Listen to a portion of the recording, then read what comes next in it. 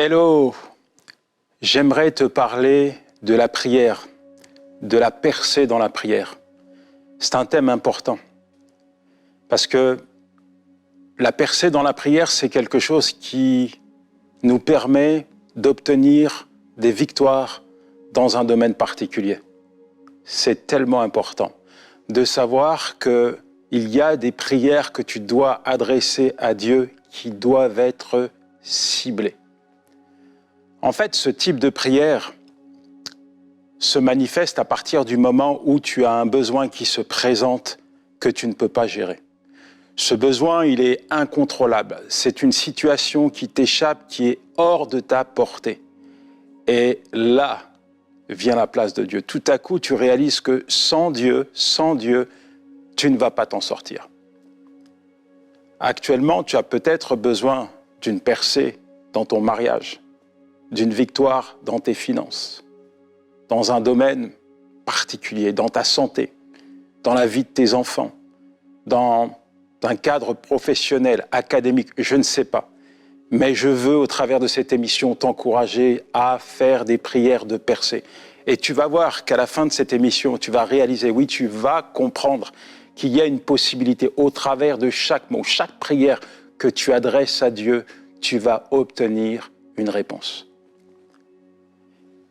La première chose que j'aimerais te partager, c'est celle-ci, et tu vas me dire peut-être, mais ça c'est normal, mais c'est pas forcément un réflexe qui est commun. Dieu en premier.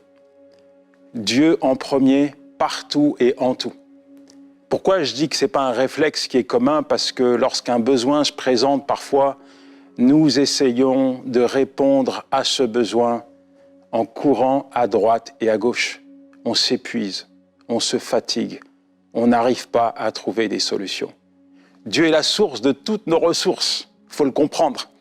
Et il faut impérativement que tu réalises également que tu dois mettre Dieu en premier. Ça doit être ton premier réflexe, de te tourner dans la présence de Dieu et de chercher une réponse dans sa présence.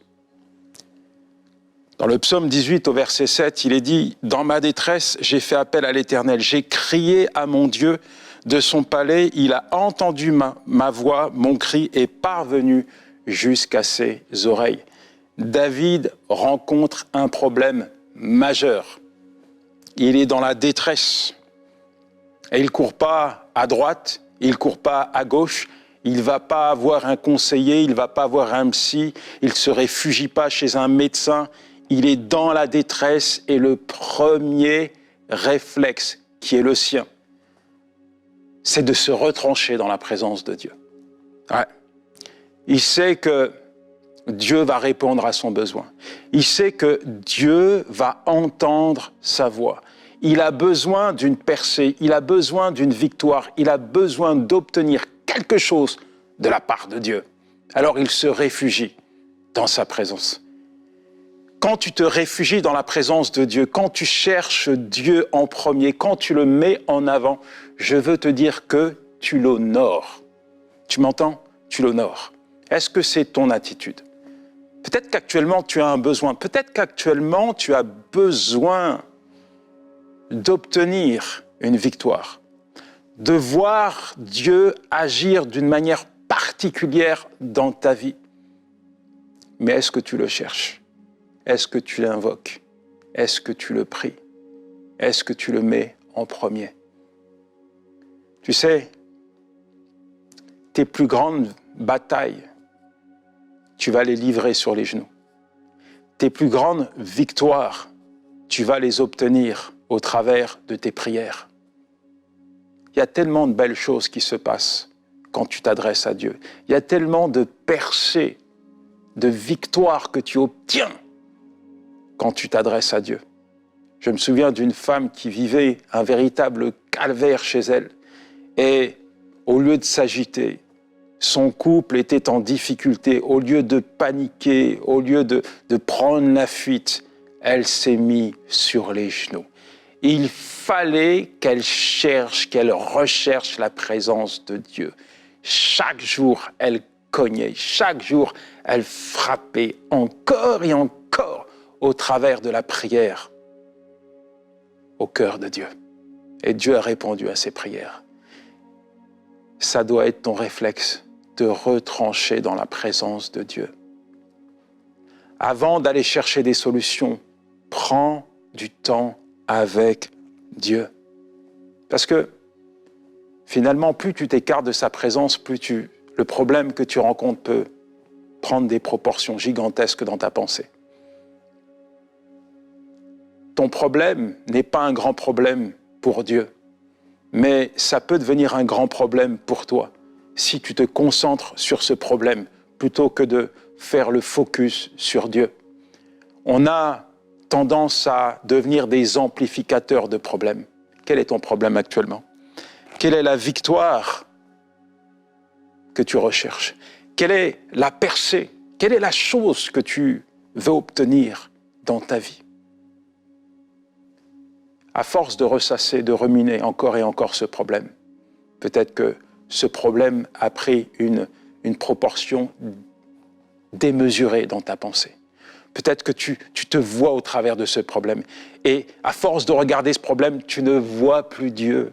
Tu vois que ce problème. Tu te lèves le matin, ce problème est sous tes yeux. Tu vas dans la présence de Dieu, plutôt que d'élever ta foi vers lui, eh bien c'est ce problème qui envahit ton cœur, qui envahit tes pensées et qui envahit ta bouche. Résultat, tu ne fais que parler encore et encore de ce problème.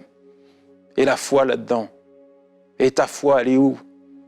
Tu as peut-être un problème, mais n'oublie pas que ton problème est un petit problème devant Dieu. Dieu est plus grand que ton problème.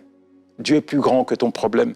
Voilà pourquoi il faut t'adresser à lui. Si tu veux une victoire dans ta vie, si tu veux voir Dieu déplacer cette montagne de problèmes, tu dois t'adresser à lui. C'est lui qui va te donner la victoire. C'est lui et lui seul.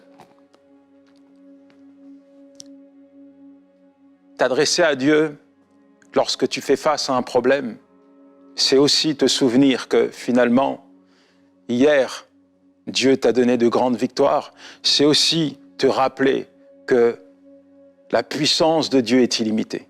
La puissance de Dieu ne saurait être limitée dans ta vie. La puissance de Dieu n'est pas déterminée par ton problème. Tu sers un Dieu qui est grand, tu sers un Dieu qui est tout-puissant. Et dans 1 Samuel 17, verset 37, j'aime cette phrase de David qui dit « L'Éternel qui m'a délivré de la griffe du lion et de la patte de l'ours me délivrera aussi de la main de ce Philistin. » David n'a jamais oublié la grandeur de son Dieu. David ne peut pas oublier toutes les victoires que Dieu lui a données dans le secret. Alors qu'il gardait les moutons de son père, il était seul avec Dieu et il a appris de Dieu. Et lorsqu'il doit affronter ce Philistin, ce géant qui terrorisait toute l'armée d'Israël, eh bien, à ses yeux, Goliath était un nain, parce que le seul géant qu'il connaissait, c'était Dieu. Ton problème est un petit problème pour Dieu. Ton problème est un petit problème pour Dieu. Mais faut-il encore que tu le réalises? Faut-il encore que tu ressasses dans ton cœur? Oui, souviens-toi. Souviens-toi des victoires que Dieu t'a données hier. Rappelle-toi. Il y a forcément des marques là, sur ton corps qui te rappellent des interventions de Dieu. Il y a forcément des souvenirs qui sont imprégnés dans ta pensée, qui te rappellent les interventions de Dieu, les victoires que Dieu t'a données. Tu ne peux pas oublier ça. Il ne faut pas laisser le problème que tu rencontres aujourd'hui venir effacer les victoires que Dieu t'a données hier. Je me souviens d'une fois, j'étais dans une prison en Afrique. J'avais prêché l'évangile et j'ai vu un parterre de détenus confier leur vie à Jésus-Christ. Et puis l'aumônier me dit, on va aller dans un autre bâtiment. Le bâtiment C, moi je ne connaissais pas le bâtiment C, il a oublié de me dire que c'était le bâtiment des criminels, des gens des plus endurcis, des gens vraiment compliqués, vraiment durs. Je rentre et je ressens qu'il y a un climat hostile, il y a comme une chape de plomb spirituel qui est là. Et puis tout à coup, je ne me suis pas trompé, je suis pris à partie par 3 détenus qui m'amènent dans la cour. Et là, ces 3 détenus sont rejoints par une multitude de détenus. Il y en a une centaine qu'il a sous mes yeux. Et ils me menacent. Ils pointent leurs doigts sur moi et je sens ces ténèbres. Je sens une odeur que je connais. L'odeur de la mort. L'odeur de la mort. Et à un moment donné, je me dis, mais comment je vais me sortir de là? Qu'est-ce que je vais pouvoir raconter à ces gars pour qu'ils me laissent partir? Il n'y a pas un seul surveillant dans cette prison-là. C'est une zone de non-droit. Je suis tout seul face à toutes ces personnes, tous ces détenus. J'ai rien fait à ces gars, mais ils sont tellement dans une situation désespérée qu'ils s'expriment par la violence. Et là, tout à coup, au milieu de ce désarroi, je me souviens de tout ce que Dieu a fait pour moi. Je me souviens combien Dieu m'a gardé, combien Dieu m'a sorti une multitude de fois de situations difficiles. Et là, j'adresse une prière à Dieu, une prière ciblée. Je dis à Dieu, Seigneur, sors-moi de là. Si tu n'interviens pas, je vais mourir dans cette prison. Et tu sais ce qui s'est passé? Le chef des détenus, celui qui, au travers d'une seule parole, pouvait me mettre à mort, tout à coup est touché par la présence de Dieu. Et il me regarde, il me dit, « Monsieur le pasteur, vous pouvez rentrer chez vous. » Waouh!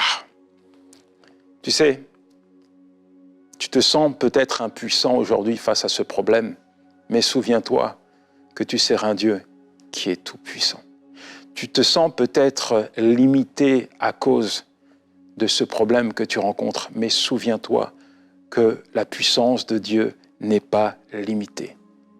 Dieu est attentionné par ce que tu vis. Dieu te voit, Dieu sait ce que tu traverses. Ésaïe 30, verset 15, il est dit, « C'est dans le calme et la confiance que sera ta force. » C'est dans le calme et la confiance que sera ta force.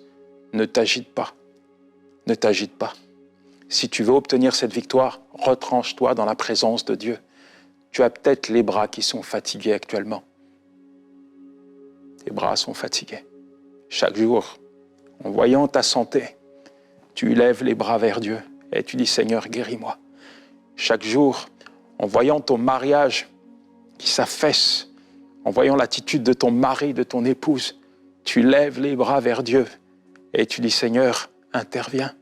Chaque jour, en voyant tes finances, tu lèves les bras vers Dieu et tu dis, Seigneur, s'il te plaît, ouvre tes écluses et approvisionne mon compte en banque parce que je ne vais pas m'en sortir.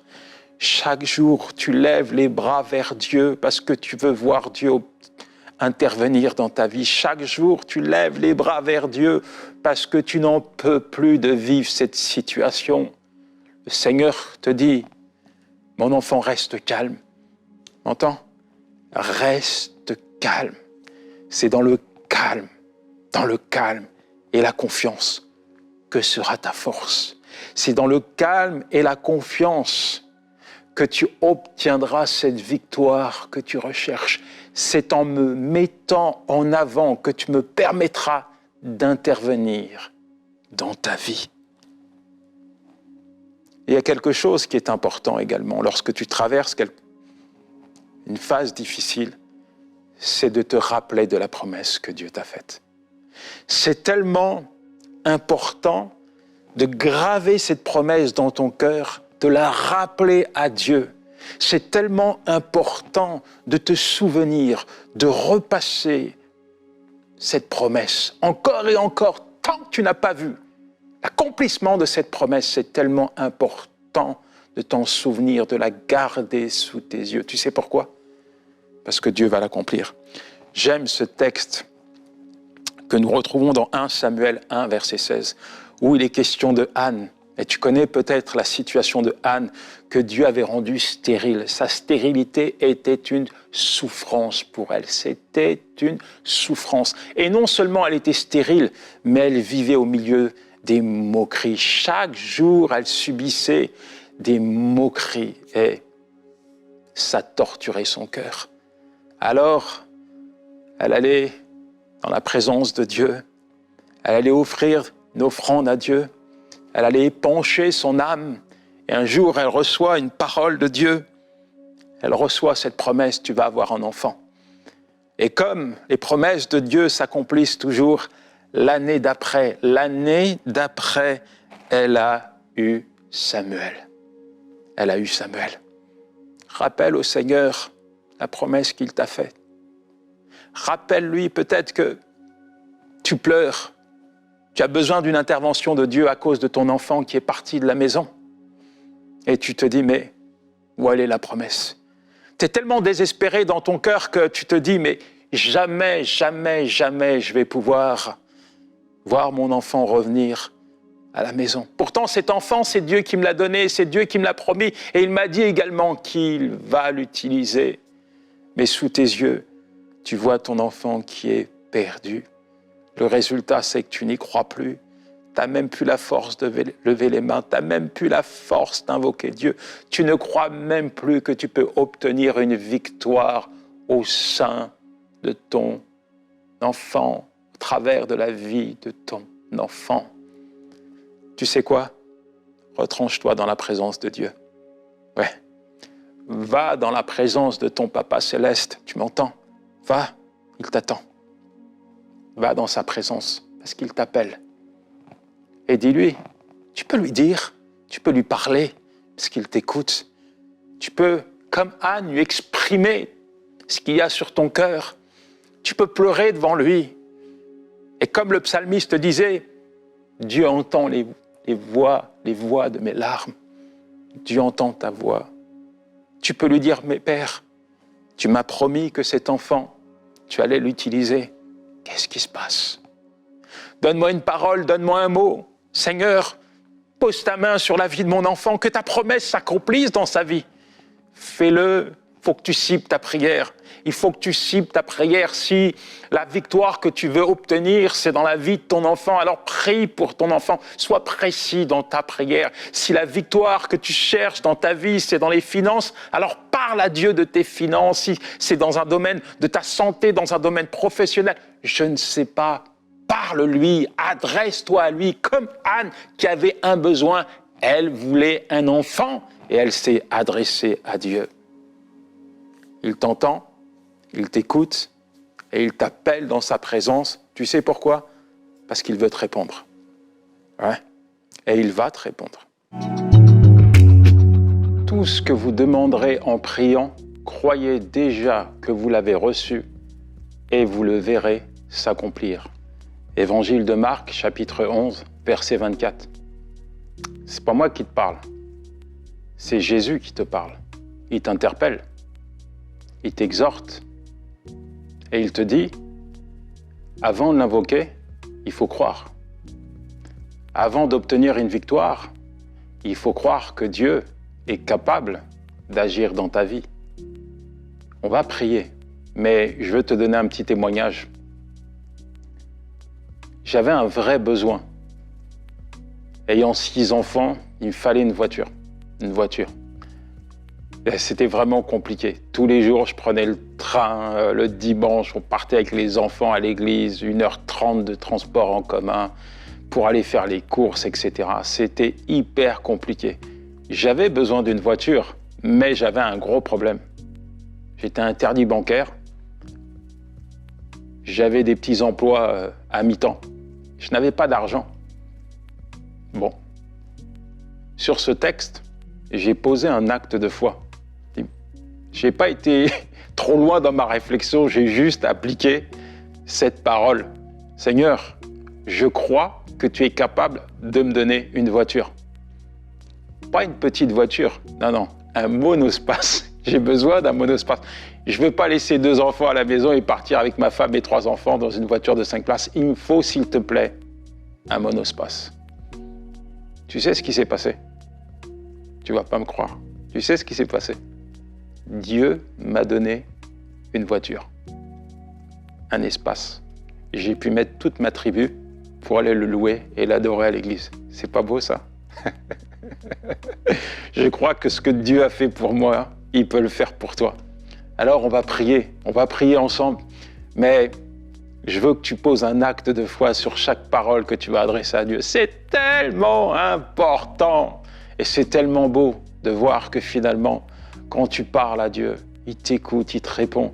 Et je crois que ça va t'encourager pour demain. Je crois que les résultats que tu vas obtenir au travers de la prière que tu vas adresser à Dieu vont t'encourager, vont te fortifier. Tu sais, la foi, c'est comme un muscle. Hein. Plus tu vas le travailler, plus ça va devenir costaud. Tu as vu un peu comment je suis? Non, ta foi va être gonflée, pas à l'hélium, hein, mais solide et enracinée dans la parole de Dieu. On prie maintenant.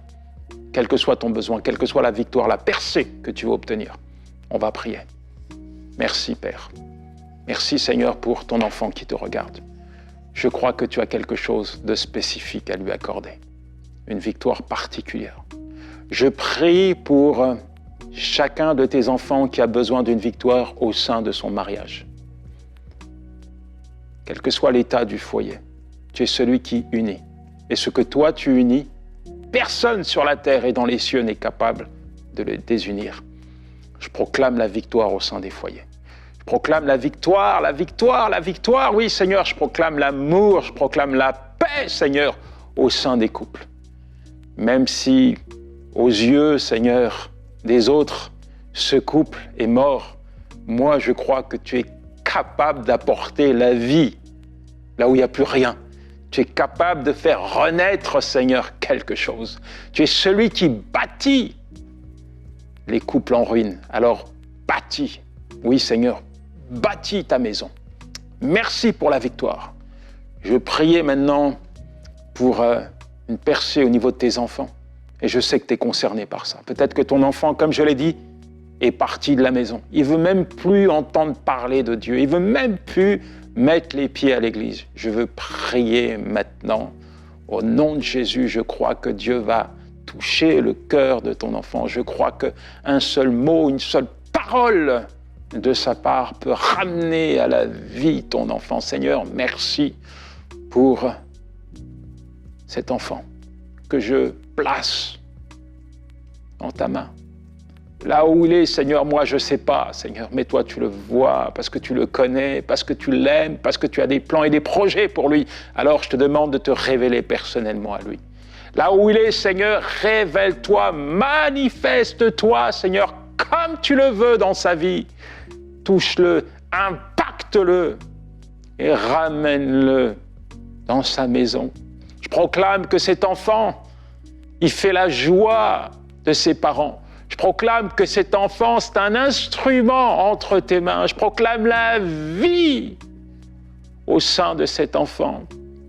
Et je commande à l'ennemi de ne pas mettre ses mains sales sur ses enfants. Je commande à l'ennemi de ne pas mettre ses mains sales sur l'avenir de cet enfant. Je proclame que ses œuvres sont détruites dans le nom puissant de Jésus. Merci Seigneur. Je veux prier pour tes finances maintenant. Toi qui as besoin d'une percée au niveau de tes finances. Je crois que Dieu est capable d'ouvrir son trésor et de déverser avec générosité une belle mesure financière sur ton compte en banque. Seigneur, merci pour les finances de ton enfant. Je crois, Seigneur, que tu vas provisionner, oui, tu vas alimenter son compte en banque. Tu es tellement généreux, tellement bon, tellement attentionné. Le psalmiste pouvait dire « J'ai été jeune et j'ai vieilli et je n'ai pas vu ma postérité mendiant son pain. » Seigneur, je proclame ta faveur, je proclame ta générosité, je proclame ta provision, Seigneur, dans la vie de ton enfant. Je proclame, Seigneur, que tu agis pleinement au cœur même de ces réalités. Oui, Seigneur, tu es tellement bon, tellement généreux. Merci, Seigneur, pour la faveur particulière que tu accordes à ton enfant. Oui, je veux prier pour toi qui as besoin d'une percée au niveau de tes études. Tu galères pour payer tes études. Tu as des petits boulots pour payer tes études. Résultat, tu n'arrives pas à travailler comme tu le souhaites et tu as des mauvais résultats. Tu luttes, tu batailles pour t'en sortir. Je veux prier pour toi. Seigneur, merci pour ton enfant. Tu sais ce qu'il traverse sur le plan académique. Tu connais ses réalités. Je te demande, Seigneur, de lui donner tout ce qu'il a besoin, Seigneur, pour mener à bien ses études. Donne-lui, Seigneur, les capacités intellectuelles. Donne-lui la capacité financière. Donne-lui, Seigneur, au-delà même de tout ce qu'il attend, de tout ce qu'il espère. Fais de ton enfant, Seigneur, le premier. Accorde-lui du succès dans ce qu'il entreprend. Merci, Seigneur, parce que tu ouvres les bonnes portes, Seigneur. Merci, Seigneur, parce que tu vas faire de grandes choses dans sa vie, Père, dans le nom de Jésus. Dans le nom de Jésus. Je veux prier pour toi qui as besoin d'une victoire au niveau de ta santé. J'aime ce centenier qui va voir Jésus. Jésus veut aller voir le serviteur de ce centenier. Et puis il lui dit non, je ne suis pas digne de te recevoir, mais dis simplement un mot. Un mot! Et mon serviteur sera guéri. Jésus-Christ a dit à propos de cet homme, je n'ai jamais vu une aussi grande foi. Un mot, une parole de la part du Seigneur peut apporter une guérison totale et complète. Quelle que soit ta maladie, je te le dis, il n'y a pas de petite ou de grande maladie aux yeux du Seigneur. Il est celui qui est capable de te guérir. Peut-être que tu es sur ton lit d'hôpital là. Peut-être que tu as reçu des rapports médicaux qui ne sont pas bons. Je veux t'encourager là maintenant à tourner ton cœur vers ton berger. Je veux t'encourager à placer ta foi en lui et à recevoir ta guérison. Seigneur, merci. Pose ta main sur ton enfant, là où il est, guéri. Là où la médecine, Seigneur, ne peut plus rien faire, je crois que tu es capable de faire quelque chose. Là où la médecine a dit c'est fini, toi tu dis ce n'est pas fini. Là où la médecine a condamné, je proclame, Seigneur, ta guérison totale et complète, Père, dans le nom de Jésus, ton Fils. Seigneur, tu es celui qui guérit. Tu as tellement fait de choses dans la vie d'hommes et de femmes qui se sont approchés de toi dans une attitude de foi. Et je crois que tu ne fais pas de favoritisme. Ce que tu as fait hier, tu es capable de le faire maintenant dans la vie de ton enfant. Reçois ta guérison dans le puissant nom de Jésus. Reçois ta guérison là où tu es, sois guéri de ton mal dans le puissant nom de Jésus-Christ. Merci Seigneur.